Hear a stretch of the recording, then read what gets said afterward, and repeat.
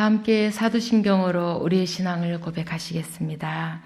전능하사 천지를 만드신 하나님 아버지를 내가 믿사오며 그 외아들 우리 주 예수 그리스도를 믿사오니 이는 성령으로 잉태하사 동정녀 마리아에게 나시고 본디오 빌라도에게 고난을 받으사 십자가에 못 박혀 죽으시고 장사한 지 사흘 만에 죽은 자 가운데서 다시 살아나시며 하늘에 오르사 전능하신 하나님 우편에 앉아 계시다가 저리로서 산자와 죽은 자를 심판하러 오시리라. 성령을 믿사오며 거룩한 공회와 성도가 서로 교통하는 것과 죄를 사하여 주시는 것과 몸이 다시 사는 것과 영원히 사는 것을 믿사옵나이다. 아멘. 오늘 부를 찬송은 찬송가 127장입니다. 찬송가 127장입니다. 먼저 가사를 읽어보겠습니다. 그 고요하고 쓸쓸한 저 달빛 아래서 저 하늘 천사 찬양이 사방에 퍼지네. 그 찬란한 빛 비치며 큰 기쁜 소식 들리네. 우리 왕 나셨네. 주 나셨네. 영광 할렐루야. 저 볼 것 없는 구유에 주께서 나셨네. 그 온유하신 예수님 참 아름다워라. 동방에서 온 박사들 그 귀한 예물 드렸네. 우리 왕 나셨네. 주 나셨네. 영광 할렐루야. 온 세상 사는 자녀들 다 기뻐하여라. 그 귀한 아기 예수님 널 위해 나셨다. 참 평화 기쁨 주시는 아기께 경배하여라. 우리 왕 나셨네. 주 나셨네. 영광 할렐루야. 아멘. 다 함께 찬양하시겠습니다.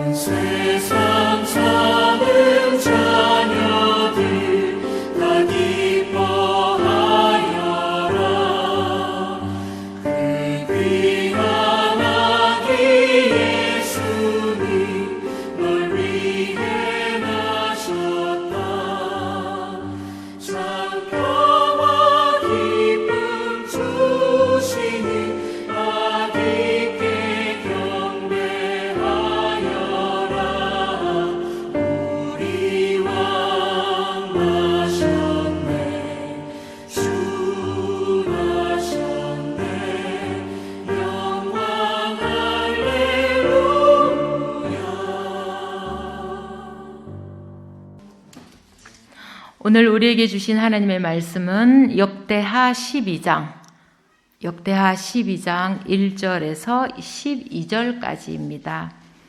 역대하 12장 1절에서 12절까지입니다. 제가 봉독해 드리겠습니다. 르호보암의 나라가 견고하고 세력이 강해짐에 그가 여호와의 율법을 버리니 온 이스라엘이 본받은지라.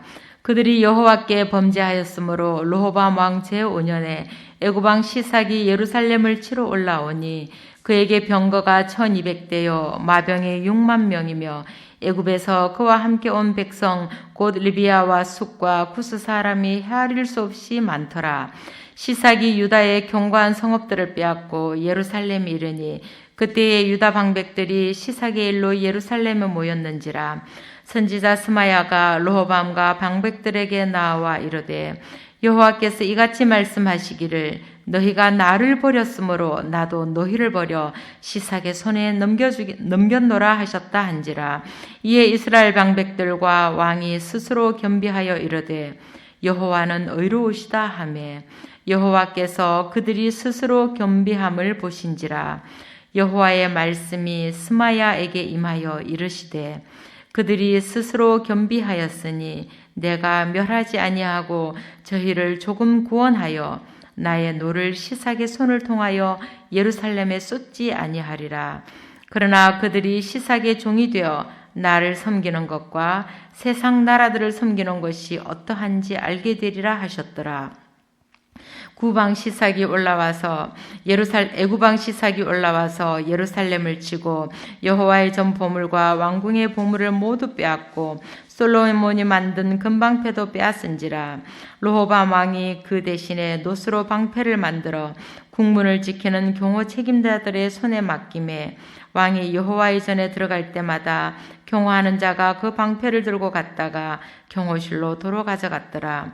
르호보암이 스스로 겸비하였고 유다에 선한 일도 있으므로 여호와께서 노를 돌이키사 다 멸하지 아니하셨더라. 아멘.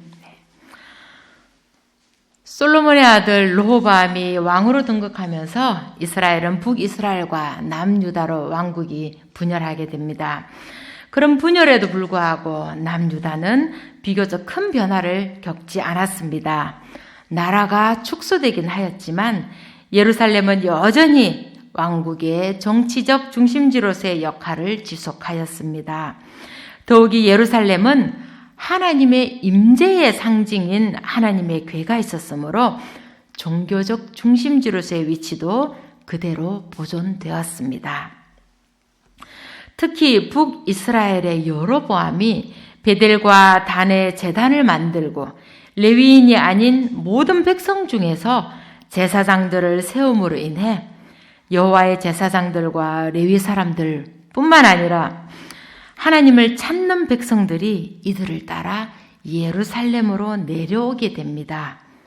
그리고 그들은 남유다를 위해 헌신합니다.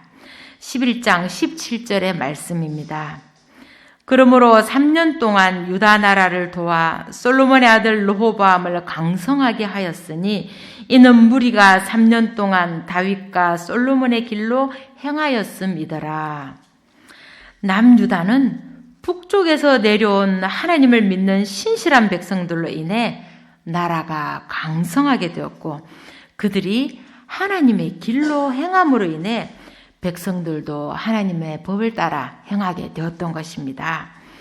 또한 선지자 스마야를 통해 하나님께서 북이스라엘과 전쟁을 하고자 하는 르호보암을 막음으로써 여로보암을 치러 가던 길에서 되돌아와서 국방을 강화하게 됩니다.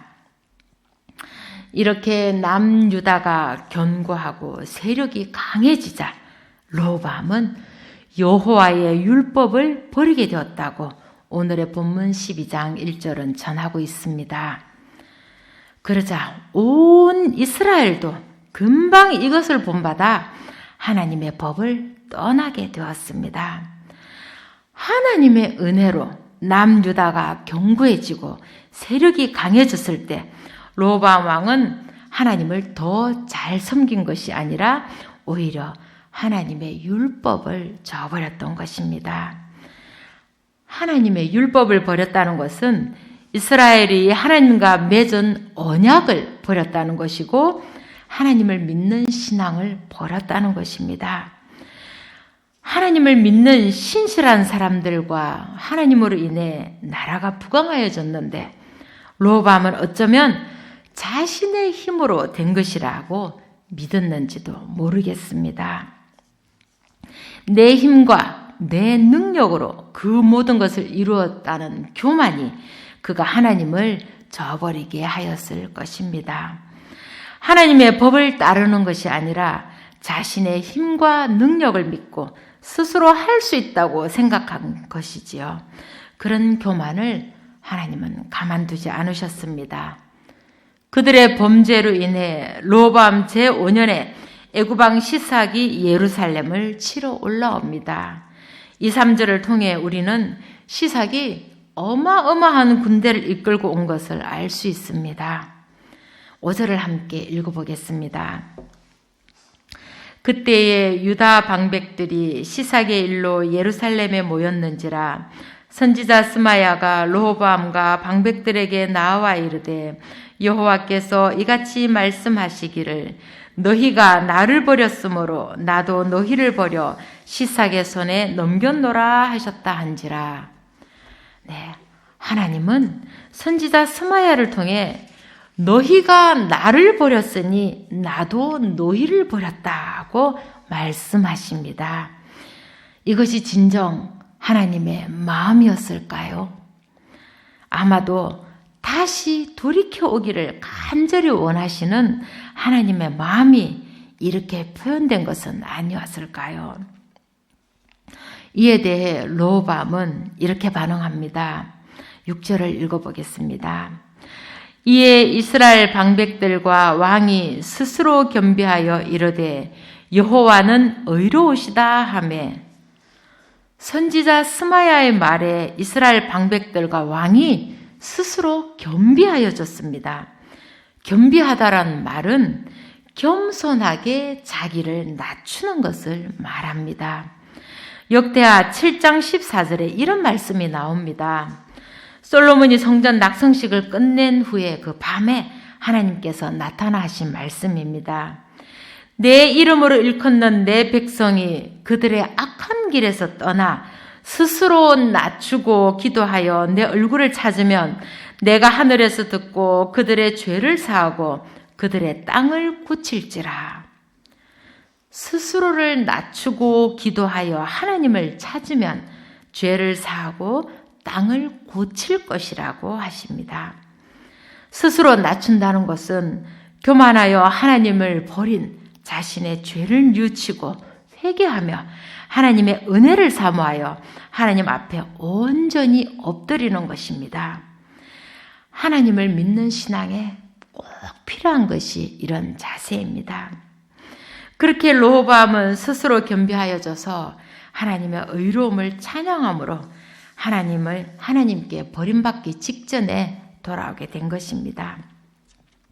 7절의 말씀을 또 한번 읽어보겠습니다. 여호와께서 그들이 스스로 겸비함을 보신지라 여호와의 말씀이 스마야에게 임하여 이르시되 그들이 스스로 겸비하였으니 내가 멸하지 아니하고 저희를 조금 구원하여 나의 노를 시삭의 손을 통하여 예루살렘에 쏟지 아니하리라. 하나님은 그들의 마음의 겸비함을 보시고 마음을 돌이키셨습니다. 즉 르호보암과 이스라엘의 겸비함을 보시고 하나님의 노를 시삭을 통해 예루살렘에 쏟지 않겠다 하셨습니다. 그러나 하나님은 이스라엘이 시삭의 종이 되게 하여 하나님을 섬기는 것과 세상 나라를 섬기는 것이 어떠한지 알게 하시겠다고 하십니다.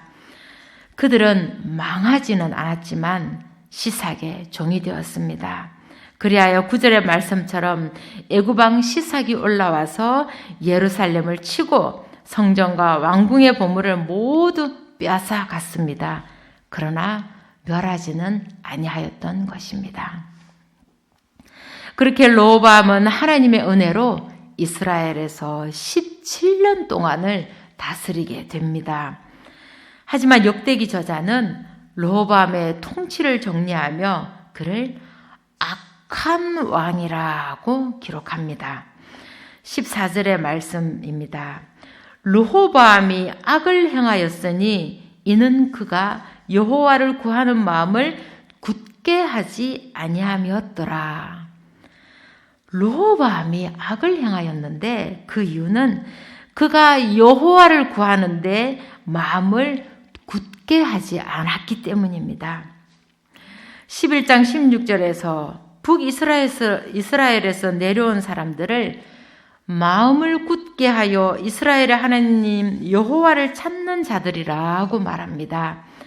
그들은 오로지 하나님을 예배하기 위해 그들이 살던 땅과 집과 이웃들을 버리고 내려온 하나님에 대해 마음이 굳은 사람들이었습니다. 그렇습니다. 어떤 어려움이 닥쳐도 하나님을 저버리지 않고 마음을 굳게 하여 하나님을 찾는 사람을 하나님도 찾으십니다.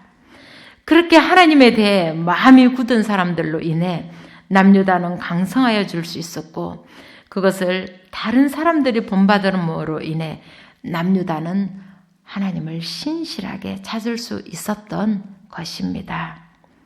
그러나 르호보암은 마음이 굳지 못한 사람이었습니다.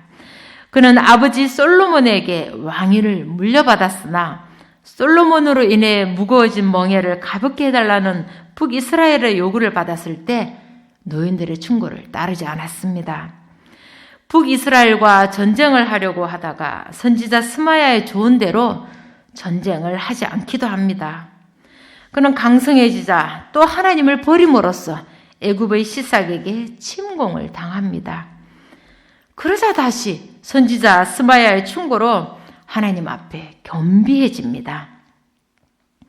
이렇게 하나님 앞에 마음을 굳게 하지 못하고 마음이 이리저리 왔다 갔다 합니다. 한결같은 마음으로 하나님을 구하고 하나님 앞에 신실해야 하는데 르호보암은 그렇지 못했던 것입니다.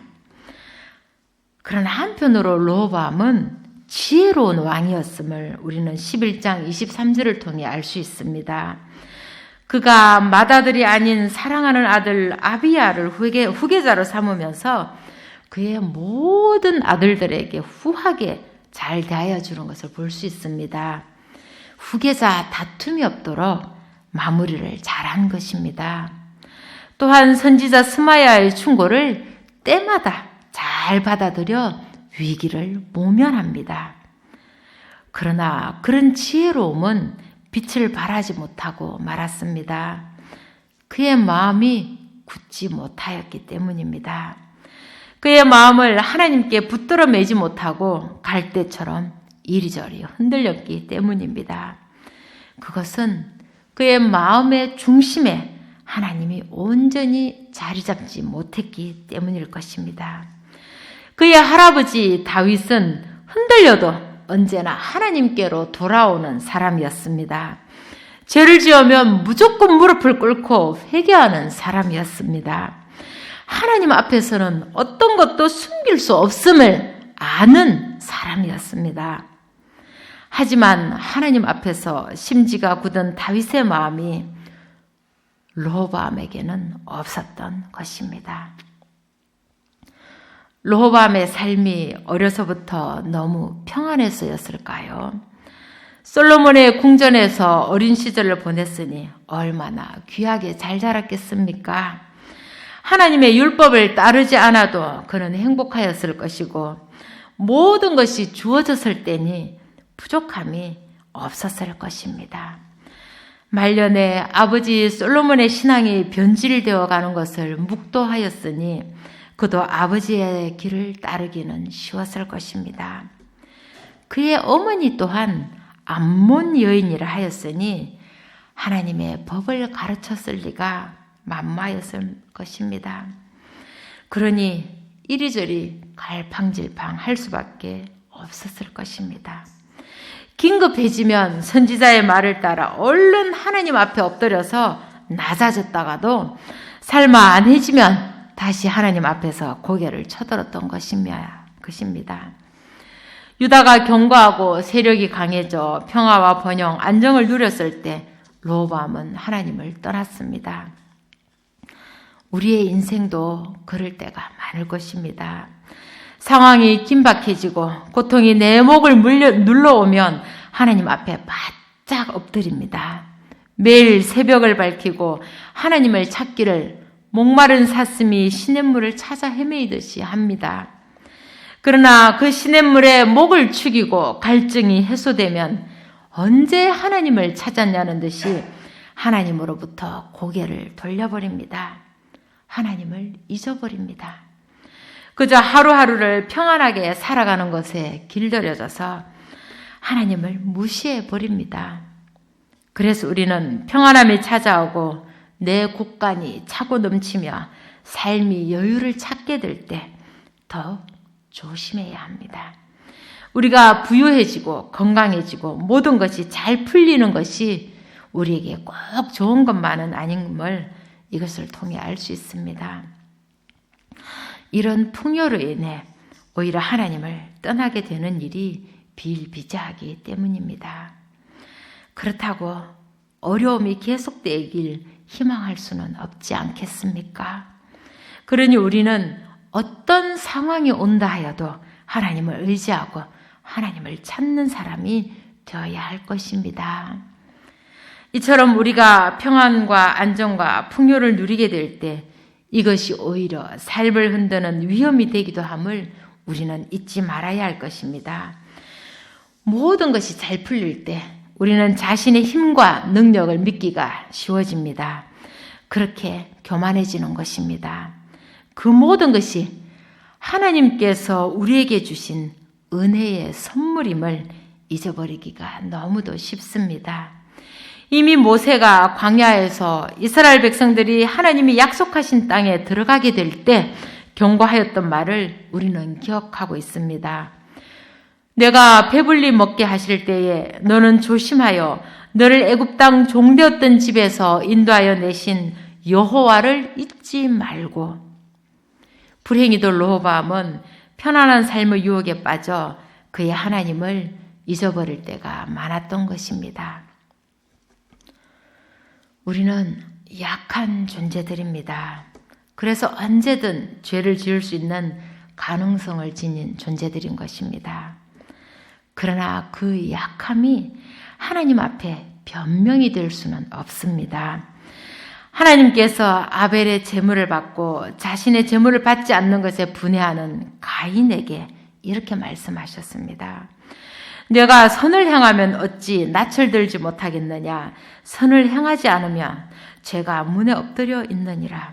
죄가 너를 원하나 너는 죄를 다스릴지니라. 하나님은 죄가 항상 우리를 노리고 있다고 말씀하셨습니다. 그러므로 우리는 하나님과 죄 사이에서 갈팡질팡하지 말고 하나님께서 가르쳐 주신 대로 하나님의 법을 행하는 선한 사람들이 되어야 할 것입니다. 자신의 죄를 뉘우치고 스스로 낮아져서 겸손해졌을 때 하나님께서는 르호보암에게 기회를 주셨습니다. 그러나 그는 하나님께로 완전히 돌이킬 수 있는 기회를 놓치고 악한 왕으로 기업되게 되었습니다. 그러므로 우리는 르호보암처럼 갈팡질팡하며 하나님의 법을 떠나 자기 마음대로 살려는 죄의 유혹을 부리쳐야 합니다. 한결같은 믿음으로 하나님의 법을 따르며 하나님 앞에서 스스로를 낮추고 은혜를 구하는 삶을 살아야 하겠습니다. 저와 여러분 모두 삶이 평안하거나 고난 가운데 있거나를 막론하고 언제나 하나님 앞에서 겸손하게 행하며 마음이 굳건하여 한결같은 마음으로 하나님을 찾는 그런 신앙인이 되시기를 간절히 축원드립니다. 기도드리겠습니다. 사랑의 하나님 감사합니다. 오늘도 주님 앞에 흔들림 없이 한결같은 믿음을 지니기를 원합니다. 힘들 때는 그렇게도 간절하던 마음이 왜 조금만 편안해지면 그렇게 해이해지는지 모르겠습니다. 저희의 마음을 붙들어 주시옵소서. 늘 영적으로 깨어 주님을 찾는 저희가 되게 하여 주시옵고 저희의 삶을 매 순간 주님 앞에 올려드리게 하여 주시옵소서. 르호보암처럼 마음이 굳지 못하여 갈팡질팡하지 않게 하시고 늘 주님 앞에서 굳은 마음을 가진 진실한 신앙이 되게 하시옵소서. 저희의 영은 아이처럼 맑아지게 하시옵고 저희의 굳은 마음은 늘 주님을 바라보게 하시옵소서. 그래서 저희가 주님을 기억하듯이 주님도 저희를 기억하여 주시옵소서. 한결같은 마음으로 주님을 섬기게 하시옵고 주님을 섬기듯이 그렇게 세상을 섬기는 저희가 되게 하여 주시옵소서. 하나님, 오늘도 하루를 주님께 온전히 맡겨드립니다. 어떤 삶이 우리를 기다리고 있든지 하나님을 삶의 중심에 모시고 하나님의 자녀임을 기억하는 저희가 되게 하시옵소서. 어떤 유혹이 오더라도 한결같은 믿음을 잃지 않게 하시옵소서. 이 모든 말씀 우리를 지극히 사랑하시는 우리 주 예수 그리스도 이름으로 간절히 기도하옵나이다. 아멘. 하늘에 계신 우리 아버지여, 이름이 거룩히 여김을 받으시오며 나라에 임하옵시며 뜻이 하늘에서 이루어진 것 같이 땅에서도 이루어지이다.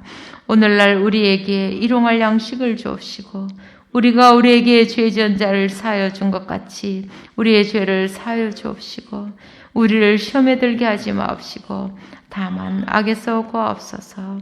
대개 나라와 권세와 영광이 아버지께 영원히 있사옵나이다. 아멘.